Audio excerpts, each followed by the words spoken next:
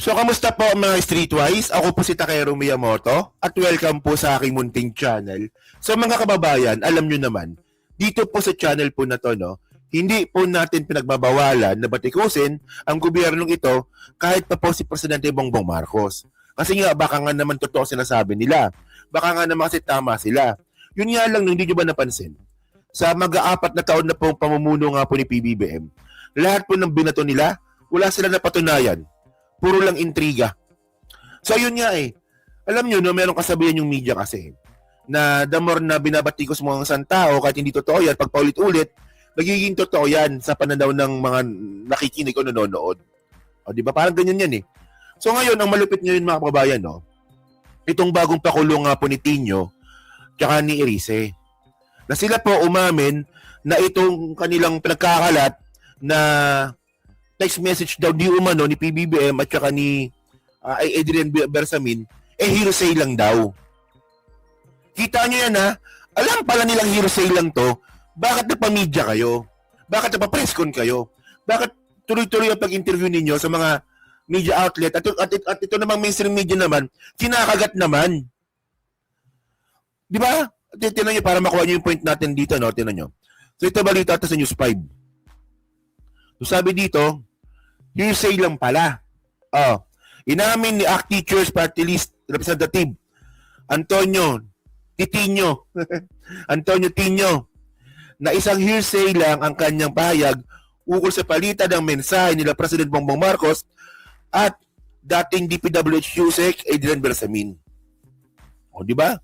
Ngunit iginiit niya na dapat pa rin itong imbestigahan ng ombudsman dahil batay sa ulat naglalaman ito ng detalye ukol sa kickback ng naturang mga mensahe. Tingnan ninyo ha, gago talaga itong mga to eh. Hearsay lang pala, inuutosan nyo pang imbestigahan. Ang ombudsman mga ka-streetwise, no, ang alam natin dyan, hindi naman po yan puntahan ng mga chismoso. Ang gawin mo putang inakatinyo, ang gawin mo, yung hawak mong text message na yan, pupuntahan ng NBI, ipa-verified mo, ipa-forensic mo. Siyempre makikita doon na itong number na to kay PBBM ito. Yung kausap niya dito kay Adrian Bersamin to, tandaan nyo ha, naka-ano na tayo ha, naka-database na po yung SIM card natin. Gago talaga to, no? Papaimbestigahan mo ng hearsay? Dahil sa hearsay, pa-imbestigahan mo? Tingnan nyo, actually may video dito eh. Tingnan nyo ha, kung gaano katanga to, no? Gago talaga eh, no? Thing I'm telling you is of course hearsay. Di ba? Literally. Alam nyo mga streetwise, no, lang ha. Alam nyo mga kabayan na ang labas kasi nito, naninira lang sila. Ay nagtalaga labas nito eh. Katanong klaseng dahilan mo dito, naninira lang talaga eh. Sabi niya, tinan nyo to. Everything I'm telling you is of course hearsay. Di ba? Literally, dahil pinakita lang sa akin, wala naman ako doon. No? Ano yun? Pinakita lang sa akin, wala naman ako doon, pero may kopya ka ng text message. Hindi na hearsay yun, nakita mo na eh. Gago pa ng bobo talaga nito, no? So, now, may hearsay, pero may bahagi rin na may physical evidence, and that is the record, the actual recording of the messages, the circumstances behind these messages, yung CCTV video na magkasama si Leandro at saka si Adrian Bersamin, di ba? Tapos, yung content ng messages ni Nakita nyo na may CCTV, di ba? Ang alam ko, di ba? Meron daw pong pangyayari. Sabi ni Tino to, no? Kasi may pangyayari nga daw po na magkasama daw po si Bersamin, Adrian Bersamin, at saka itong si Liviste. So, nakita na ba yung CCTV nun? Pinakita ba sa inyo? So, hearsay nga, no? Hearsay nga, puta. mo. And let me add to yung content. Sabi ko, that's from December 2024 to July 2025. So, maraming pinag-uusapan doon. Bobo. Tingnan ninyo ha. Alam nyo, ito yung pinaka-bullshit talaga, no, na propaganda laban kay PBBM eh. Kasi tingnan nyo ha, salita sila ng salita, pero yung pinaka-source nila ayaw naman magsalita. Ito, yan, no? Yun nyo. O syempre, di ba, alam naman po natin no, na ang source nga nila dito, si Libiste. Ngayon, pag tinanong mo naman si Libiste, sabi niya dito, sa mga nagtatanong kung totoo bang may hawak akong iba pang ebidensya, kaya pinakausapan ako mag-abroad, maaari lamang ninyong panoorin ang mga pahayag nila Representative Tino at Egi Erice. Hindi ako magbibigay ng bagong pahayag, maaaring tinan lamang itong nakaraang post ko. Tinan ninyo, di ba? Parang tanga lang eh. O magsasalita itong sila Erice at saka si Tino. Sabi ni Leandro Libiste ganyan-ganyan. Sabi ni Libiste ganito. May pinakita si Libiste na ganyan. Ngayon, pag tinanong mo naman si Libiste, panoorin nyo na lang sila kasi andun ang katotohanan. Hindi gago lang. At alam nyo mga kababayan, no, kahapon, matindi talaga itong si Erice eh. Kahapon nakatatlong interview ata siya. Nakita ko siya sa Bilyonaryo. Nakita ko siya sa News 5. Tapos, may isa pa eh. May isa pa, putang ina ka, Erice kayo. May isa pa eh.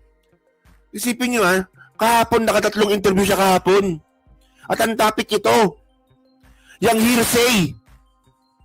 Alam niyo, no, bukod nga po dito sa mga congressman na to, natatanga-tanga, mas natatangahan din po ako sa mainstream media. Ni minsan nila pinakitang ebidensya yung mga yan.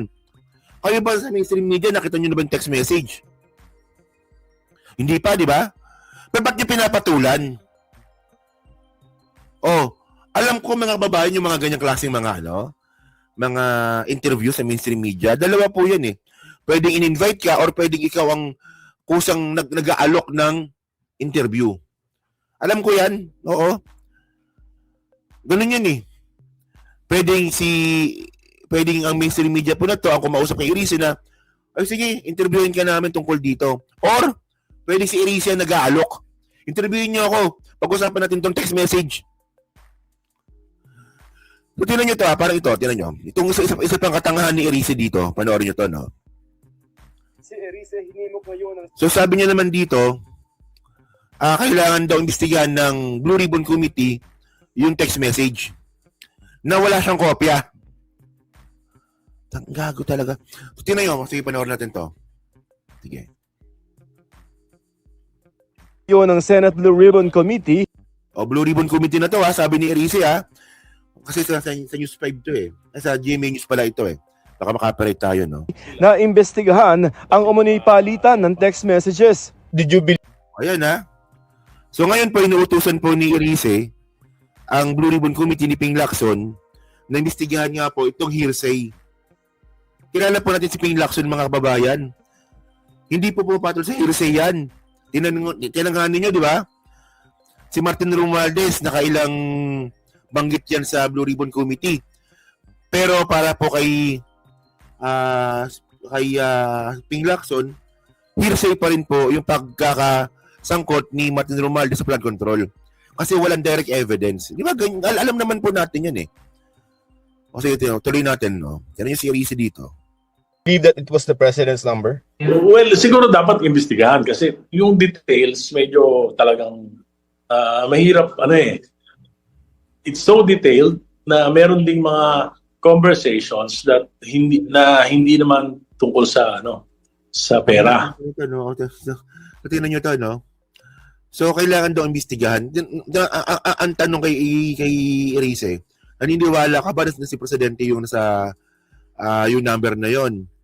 So ang sagot niya, kailangan imbestigahan. Yun naman pala, so hindi ka pa pala sure eh. Alam nyo, napakasinungaling yan ni Erice sa totoo lang. Napakasinungaling yan. Kunwari pang neutral yan pero puta dides pala eh. Tingnan nyo meron niyang interview sa Billionaire News Channel. Sabi ni Erice doon sa Billionaire News Channel na ay magkakaroon ng impeachment sa dalawang pinakamataas na posisyon sa gobyerno. Sa presidente at sa vice-presidente. Tapos sabi niya, maging neutral lang ako. Kapag merong botohan tungkol dyan sa impeachment ng dalawang tao na yan, sa vice-presidente at sa presidente, hindi daw siya boboto. Sabi niya yun. Puta, pagkatapos doon, malalaman natin, isa siya sa mga bumoto na para ituloy yung impeachment complaint. Di ba? Puta, DDS pala. Bumoto siya para ituloy yung impeachment complaint ni PBBM. Tumandang pa urong tong si Erice. So, ano ba? Ano bang ano mo? Ano bang trip mo, no? Ano bang pabor ang hindi mo nakuha? Ba't ka nagkaganyan? O sige, tuloy natin. No? Sabi niya pa dito. Yung iba para tungkol sa mga national issues. Pwede ba yung tayuan nyo na parang as a presidente talaga yung kausap or hindi? Ay, syempre hindi. It would take syempre investigation. O, di ba? Kahit din pala siya, hindi rin pala sure. Kasi presidente pala yung nasa text message. Pero kung makapag-ingay ka, akala mo totoo na. Alam niyo tawag dito, insinuation. Tama, ayan ang tawag dyan eh. Na kunwari hindi alam, kunwari neutral, kunwari hindi sigurado, pero nag-insinuate na po siya. Insinuation tawag dyan eh. No, subliminally, hindi mo naman tinutumbok na si presidente, pero behind on it, no, paninira sa presidente ang ginagawa ninyo. Hindi ko alam, no? Ba't nila binawi ka agad? Noong una, kung mapagsalita sila noong una, akala nyo, talagang sure na sure sila. Tapos ngayon, iba na yung tono na pananalita nila. Hindi na raw sila sure. Yung isa naman, hearsay. Di gago nga lang. Ewan ko ba? So yun mga streetwise, no? So kayo po, no, masabi nyo nga po dito, sa katarantaduhan nga po nito ni Erisa at saka ni Titinyo. Tinyo ang puta. So yan na. So nakakita nyo ba kung yung format nila ngayon? Iba na, di ba? Iba na yung tono nila ngayon. Kasi alam nilang sablay, di ba? So yun mga babayan, no? So kayo po, no, masabi nyo nga po dito sa ginawa nga po nila. So kayo ba, naniniwala ba kayo dito sa tatlong ito, no? Kay Erice, kay Tinyo at saka kay Libiste? No, si Libiste talaga, tanga talaga din to. So yan na, so naniniwala ba kayo sa kanila? Diba? Baka DDS kayo, ha? So yan na, so pa-comment lang po sa baba at binabasa ko po lahat yan. At syempre, yan po sa Team Replay, so pa-like, pa-subscribe. At yun din ang mga labisan, pa-share na rin po ng content natin ngayon. So thank you mga kababayan, kita na lang ulit tayo sa susunod nating content. So thank you, salamat and bye-bye.